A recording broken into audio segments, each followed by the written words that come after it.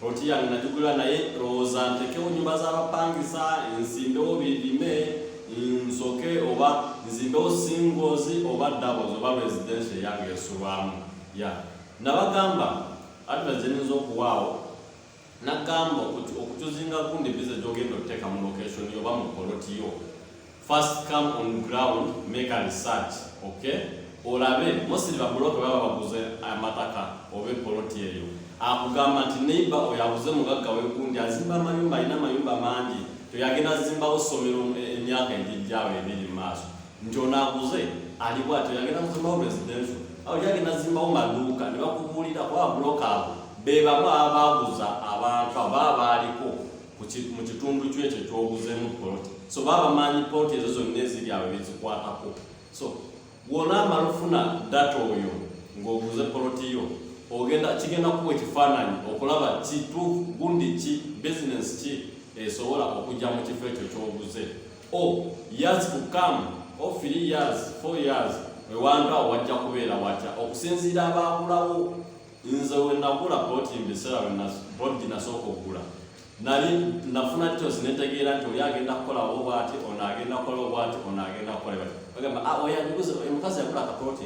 ali eyo mufuna mpola oba ali eyo akola bwati kitegeera nga poloti zonna ezikwetoolodde z'abagagga so what do you expect within 2 years bajja kuba bazimbye atuusi bya business so naawe oba ogenda kufuna ekifaananyi okulaba nti business weti gyengenda oba ennyumba ekikawe kigyengenda oteekawo kyokwonoona ekifo okay ojja kugula poti mu kyalo okay ogambe ng'ogenda teekako rentals yeti ng'ate osobola okuteekako emmwanyi kalitunsi nebanga ensobola okukola ki ngewapaka ewantu wagenda wakula naye ogule poti wano mu katawuni ogambe ate ozimbawo nyumba y'amaka ate ng'okyalina okudda okukola ssente oba okyalina akaseera osobola okugula poti endala n'ozimbako amaka kyokka ngeri eyo mu katawuni yalagizimbamu makaago okitegeera oba tobaze kuba wano ey'omukatawuni walaga nti osobola okuzimbawo eya business okusinziira ekitundu wekifaanana so beera carefully kola research nga tonaba ku choosing project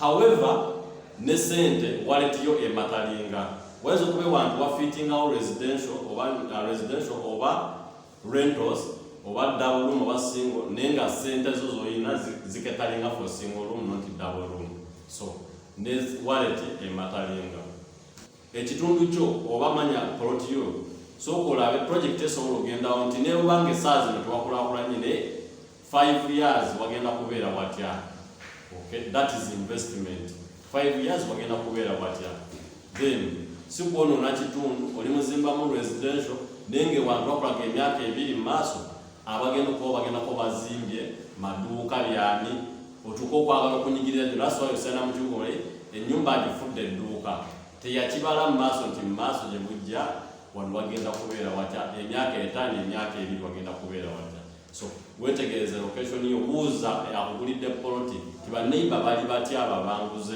abansemberedde kitegeera osobola okufuna pulaani ennungi wadde kugambe ne wallet yo ematalinga mu keesi eno so wetegereze ekintu ekyo kyemba point eyo gyetegereze nnyo ya ku nsonga y'okutuuzinga which type of house oba business house gy'ogenda oteeka mu poloti yo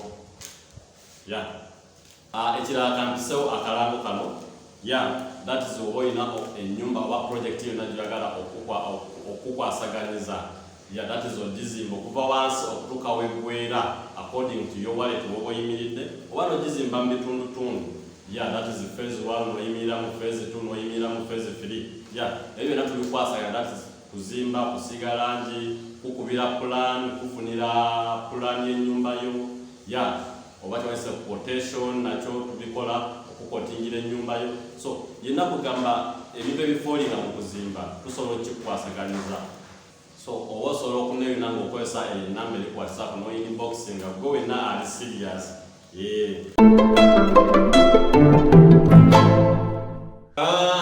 Yes, everybody, I'm back again. Thank you for watching, thank you for subscribing, liking, sharing, commenting on every video I post here at SBN. Yes, mwebali nnyo kunfollowinga, mwebali nnyo kunjagala, mwebali nnyo kuwatchinga. Omuwendo gw'abantu tugenda tukula, namba yaffe egenda ekulira ddala ku YouTube wano abanfollowinga. Twagala family ekule ddala ebeere nga tuli mu bantu bangi. Era omwaka guno njagala gwo tutuukire ddala mu muwendo guli waggulu ennyo.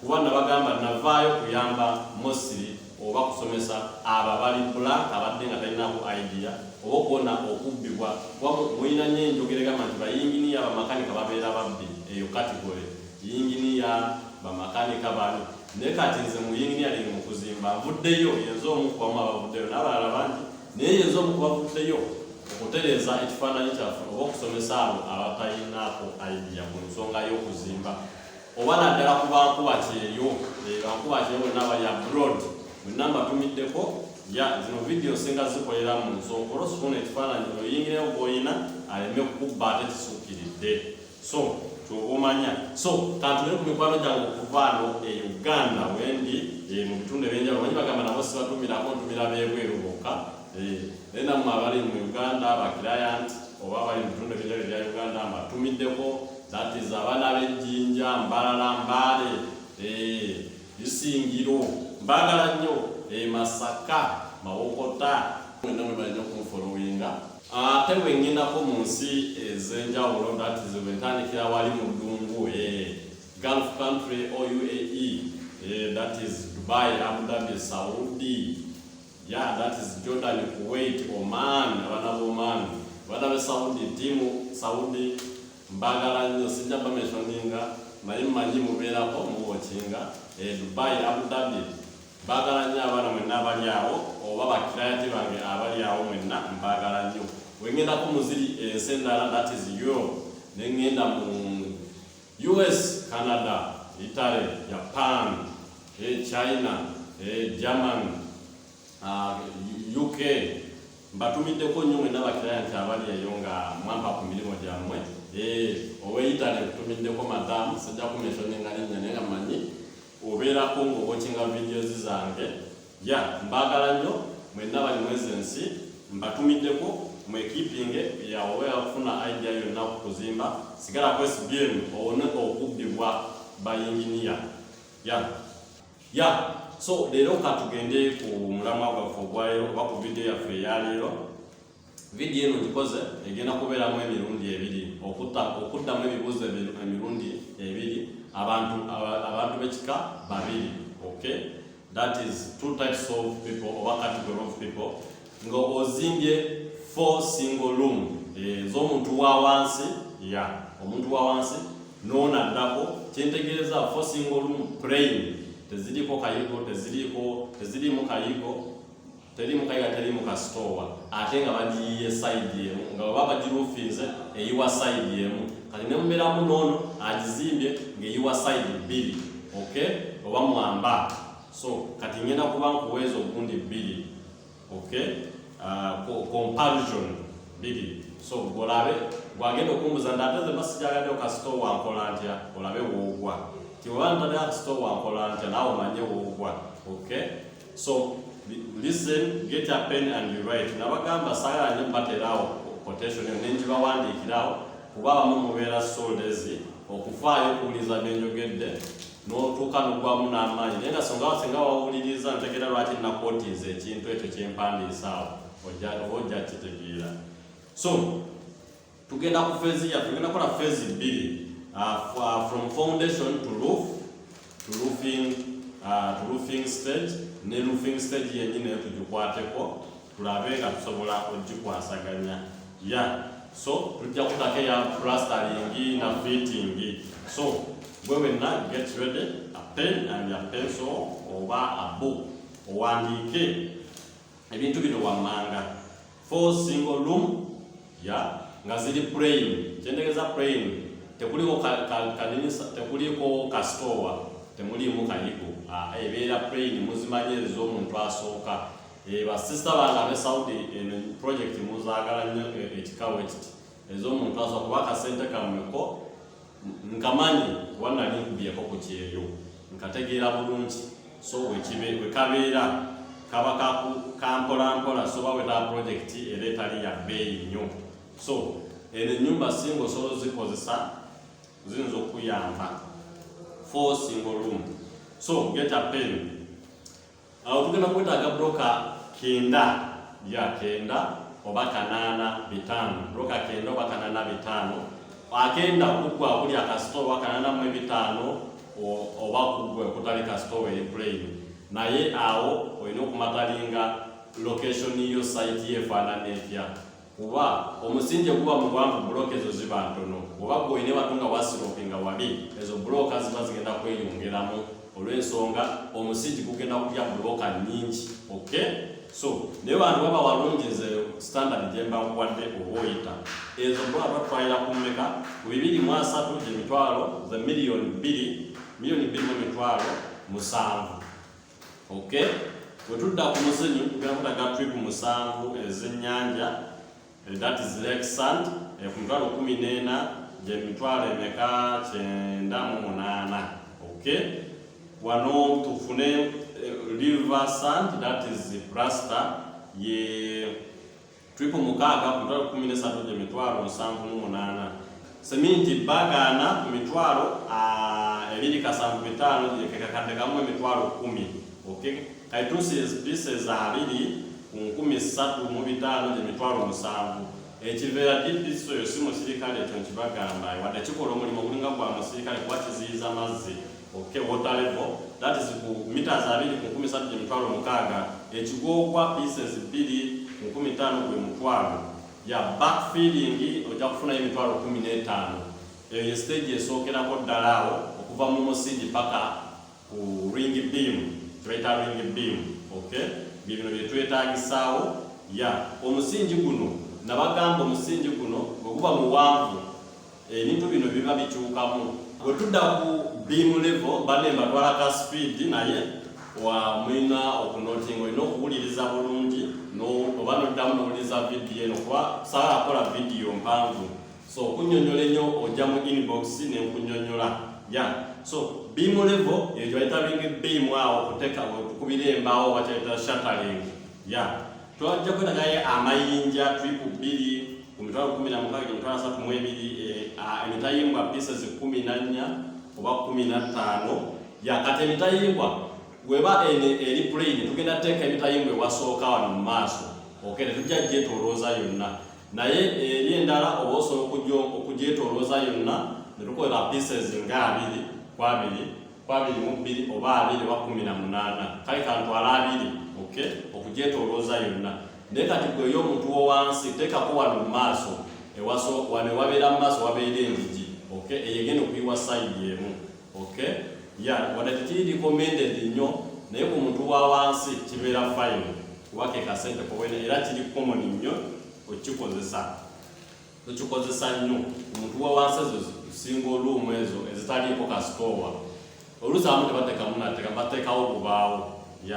So togaana otandika ennyumba n'ogamba kati egyo emitayimbwa giba gikendeera. Kitegeera kugambye pieces 14 oba pieces 18 ziwentwala 14 ku nyumba y'omuntu w'owansi emitwalo 3.8 gye mitwalo 5.3. Embaawo pieces 3 zino kirudde zetujja okulinnyako nezikuba shuttering awo mu beam level, that is ku 8 gye mitwalo 24. R8 waring wire pieces 9 ku 7 mitwalo 6.13.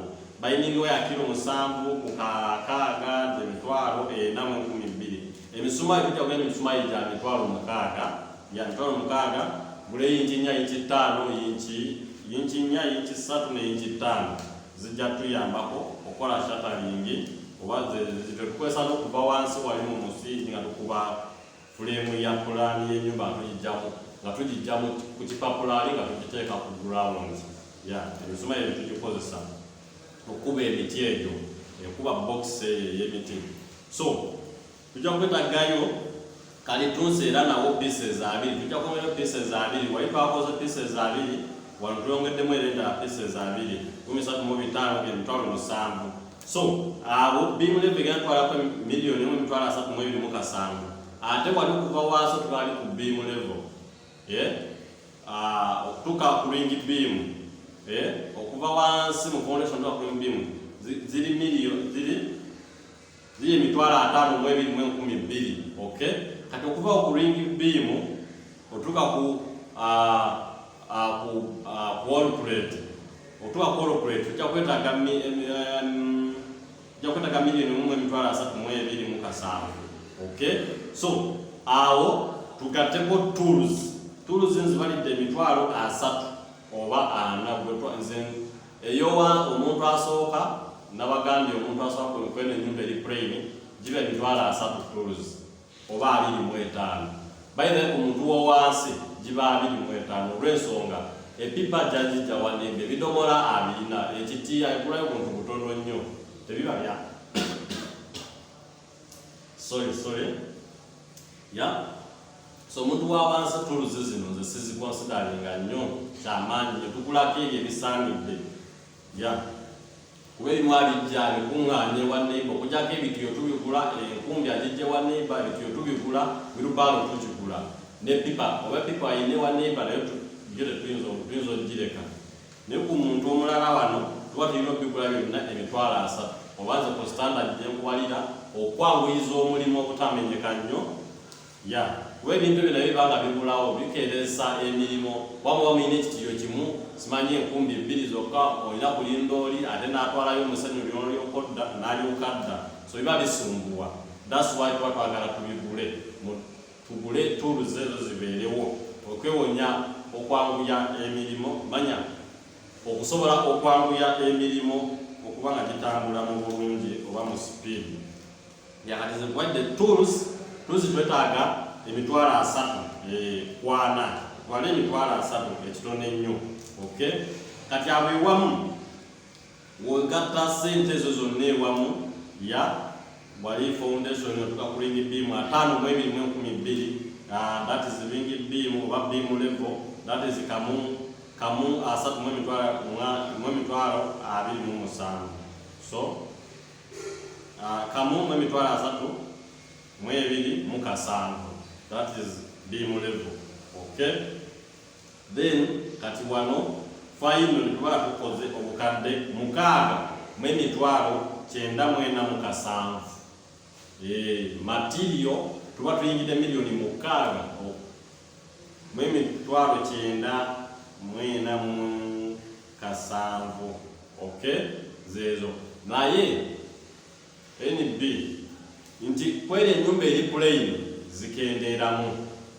Okay, awo mwizo kwenderamu milioni namba kuba emitayimba twatujja kukozesa mitono. Okay, emitayimba gibeera mitono, tools nazo zimu bingi nnyo wano ebikendeera omuntu wa wansi kwele ennyumba eri plain eyo ebeeyiwa side emu ya oba oyibeera mu milioni 5 ya naye kweyerika akasitowa ze zino sente zaayo simanyi oba munfuna njagadde obigatta wamu okuddamu ekibuuzo ky'abantu ababiri abo abababuuzizza singa emba ataddeko akasitowa kibeera kitya. So milioni 6,947 ze sente ye material goba weetaaga ya naye nga si wankomenda ayinza okenderamu nga wembagambye ze sente twetaaga. Okay, so ngenda kudda mu part endala nga nsomesa nga tukola roofing ne fitting.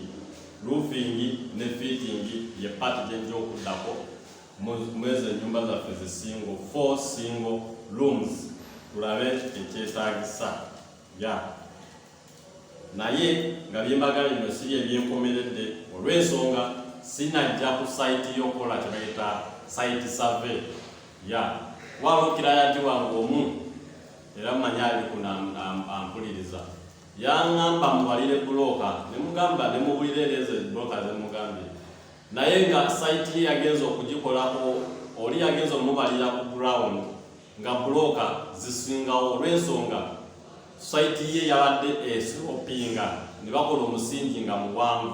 Okay, oba ewantu nga si walungi ne bakola omusingi nga muwanvu wagulimu ne steps buloka kumpi half of the namugambire ziba nga zigendedde mu musingi. Okay, so nga ate question gye mba nkukoledde ebeera ya wantu nga wantu wali fine.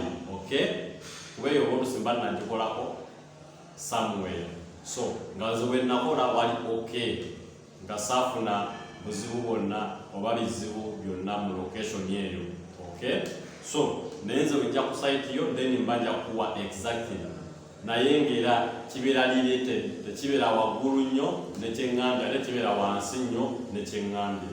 So oba olina okunfuna obulungi mu bintu bino byenjogedde oleme kubuuza buzibu ogambe nti oyo kyabaze tekiriyo oba oyo kyabaze kingi nnyo. So osobola ku inboxinga for more information. Go wenna mostly ali serious ng'oyagala project eno osobola oku inboxinga nenkunyonyola ku nsonga ezo. No consultation naawe sikugamba oli free, that's why ejjako ennamba eyo osobole okukwasaganya. Otherwise sigadde nga Sembula Media towerabira gwe nagala project yo kuzimbira, kuserekera, kuwayalingira masannyalaze, kusiigira langi, kukubira plan y'ennyumba yo, okay, kumaintaininga kizimbe kyo, maintenance, renovatinga, oyagala tube nga abalabirira ekizimbe kyo mukinyiriza nti abapangisa bavuddemu katusige kalangi omulimu nga bawupagana, ebyo byonna sobola okubikolera n'oba toliwo. Basobola okuconnectingira oba okukolera emirimu gyo mu bulungi. Nga bwe navaayo mu kamera ne mba nga nsomesa ebintu ebyandetaaza ssente oba okuteekamu ssente naye nemisomeseza ku bwerere, kiba kitegeereza nsobola okuhandolinga bulungi nga sikusedde ng'ate nkoledde omulimu ogukola ki ogunyuma. So sigala nga oli connected ku SBM, video endala nyingi zikyajja. Inbox me for consultation for big project. So I just sign out. See you next time. Bye bye.